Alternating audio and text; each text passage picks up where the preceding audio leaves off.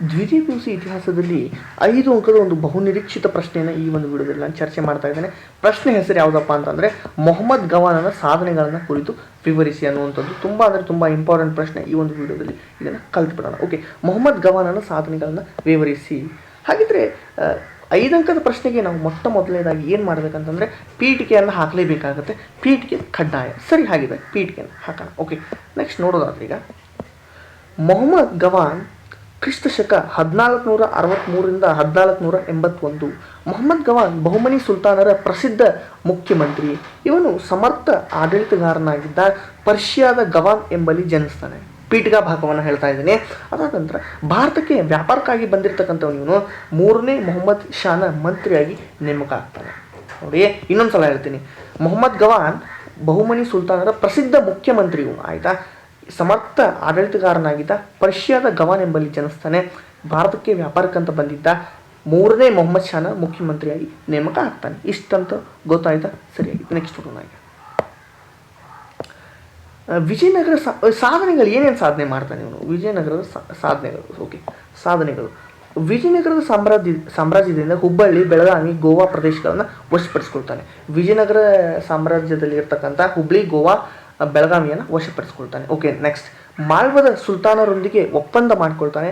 ಮಾಳ್ವದಲ್ಲಿರ್ತಕ್ಕಂಥ ಸುಲ್ತಾನರೊಂದಿಗೆ ಒಪ್ಪಂದ ಮಾಡಿಕೊಂಡು ಒಂದು ಟ್ರೀಟಿ ಮಾಡಿಕೊಂಡು ರಾಜಕೀಯ ಸ್ಥಿರತೆಯನ್ನು ಕಾಪಾಡಿಕೊಳ್ತಾನೆ. ಓಕೆ, ಒರಿಸ್ಸಾದ ರಾಜ ಮಹೇಂದ್ರಿ ಮತ್ತು ಕೊಂಡವೀಡುಗಳನ್ನು ಗೆಲ್ತಾನೆ. ಒರಿಸ್ಸಾದಲ್ಲಿರ್ತಕ್ಕಂಥ ರಾಜ ಮಹೇಂದ್ರಿ ಪ್ಲೇಸ್, ಕೊಂಡವೀಡು ಅಂದರು ಪ್ಲೇಸ್, ಅಲ್ಲಿ ಗೆಲ್ತಾನೆ. ಇವು 2 ಪ್ಲೇಸನ್ನು ಗೆಲ್ತಾನೆ. ಆಡಳಿತದ ಅನುಕೂಲಕ್ಕಾಗಿ ರಾಜ್ಯದ ಪ್ರಾಂತ್ಯಗಳ ಸಂಖ್ಯೆಯನ್ನು 4ರಿಂದ 8ಕ್ಕೆ ಹೆಚ್ಚಿಗೆ ಮಾಡ್ತಾನೆ. ಅಂದರೆ ಏನು, ಆ ಒಂದು ರಾಜ್ಯದಲ್ಲಿ ಪ್ರಾಂತ್ಯಗಳ ಜಾಸ್ತಿ ಆದರೆ ಅಧಿಕಾರಕ್ಕೆ ಅನುಕೂಲ ಆಗುತ್ತೆ ಅನ್ನುವಂಥ ಒಂದು ದೂರದೃಷ್ಟಿಯಿಂದ 4 ಮೊದಲು 8 ಮಾಡ್ತಾನೆ. ಅವುಗಳನ್ನು ತರಫ್ಗಳಂತ ಕರೀತಾನೆ. ಏನು ಪ್ರಾಂತ್ಯಗಳಿದ್ವಲ್ಲ ಅವುಗಳನ್ನು ತರಫ್ ಅಂತ ಕರೀತಾರೆ. ಭೂಮಿಯನ್ನು ಅಳತೆ ಮಾಡಿ ಕಂದಾಯ ನಿಗದಿಪಡಿಸಲಾಯಿತು. ಕಂದಾಯವನ್ನು ಹಣದ ರೂಪದಲ್ಲಿ ಮಾತ್ರ ಸಂಗ್ರಹಿಸಲಾಯಿತು ಈತನ ಕಾಲದಲ್ಲಿ. 6ನೇ ಪಾಯಿಂಟನ್ನು ನೋಡೋದಾದರೆ 1472ರಲ್ಲಿ ಬೀದರ್ನಲ್ಲಿ ಮದರ್ಸಾವನ್ನು ನಿರ್ಮಿಸ್ತಾನೆ. 1 ಅಂಕದ ಅಥವಾ 2 ಅಂಕದ ಪ್ರಶ್ನೆ ಬರುತ್ತೆ. ಬೀದರ್ನಲ್ಲಿ ಮದರ್ಸಾ ನಿರ್ಮಿಸಿದವರು ಯಾರು ಅಂತ ಪ್ರಶ್ನೆ ಬಂದರೂ ಬರ್ಬೋದು, ನೋಡ್ಕೊಳ್ಳಿ.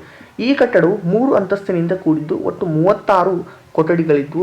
ಒಂದು ಗ್ರಂಥಾಲಯವಿದೆ. ಗ್ರಂಥಾಲಯದಲ್ಲಿ 3000 ಹಸ್ತಪ್ರತಿಗಳು ಇದ್ವು, ಸಂಗ್ರಹಿಸಿದ್ದ ಈತ. ವಿದ್ಯಾರ್ಥಿಗಳು ಮತ್ತು ಶಿಕ್ಷಕರಿಗಾಗಿ ವಸತಿ ಸೌಲಭ್ಯವನ್ನು ಕೂಡ ಹೊಂದಿತ್ತು. ನೆಕ್ಸ್ಟ್ ತತ್ವಶಾಸ್ತ್ರ, ಧರ್ಮಶಾಸ್ತ್ರ, ವಿಜ್ಞಾನ ಪ್ರಮುಖ ಬೋಧನಾ ವಿಷಯಗಳಾಗಿದ್ವು. ಪರ್ಷಿಯನ್, ಅರೇಬಿಕ್, ಉರ್ದು ಭಾಷೆಗಳು ಶಿಕ್ಷಣದ ಮಾಧ್ಯಮವಾಗಿತ್ತು.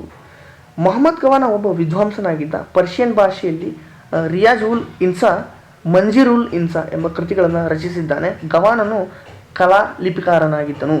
ನೆಕ್ಸ್ಟ್ ಕೊನೆಯದಾಗಿ ಉಪಸಂಹಾರವನ್ನು ನೋಡೋದಾದರೆ ಗವಾನನ ಪ್ರಗತಿಯನ್ನು ಸಹಿಸದ ಸ್ಥಳೀಯ ಮುಸಲ್ಮಾನ್ ನಾಯಕರು ಅವನ ವಿರುದ್ಧ ಮಿಥ್ಯಾರೋಪ ಮಾಡಿದರು, ಅಂದರೆ ಸುಳ್ಳು ಆರೋಪ ಮಾಡಿದರು.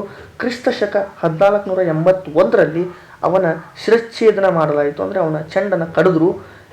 ಅವನ ಮರಣದೊಂದಿಗೆ ಬಹುಮನಿ ರಾಜ್ಯವು ಪತನದ ಹಾದಿ ಹಿಡಿಯಿತು, ಅಂದರೆ ಅದು ಡೆಸ್ಟ್ರಾಯ್ ಆಯಿತು ಅಂತ ತಿಳ್ಕೊಬೋದು. ಇದಿಷ್ಟು ಈ ಒಂದು ವಿಡಿಯೋದಲ್ಲಿ 5 ಮಾರ್ಕ್ಸಿನ ಬಹು ನಿರೀಕ್ಷಿತ ಪ್ರಶ್ನೆ, ಇಂಪಾರ್ಟೆಂಟ್ ಪ್ರಶ್ನೆ. ಮತ್ತೆ ಮುಂದಿನ ಒಂದು ವಿಡಿಯೋದಲ್ಲಿ ಸಿಗ್ತಾ ಇದ್ದೇನೆ. ಧನ್ಯವಾದ ಸ್ನೇಹಿತರೆ.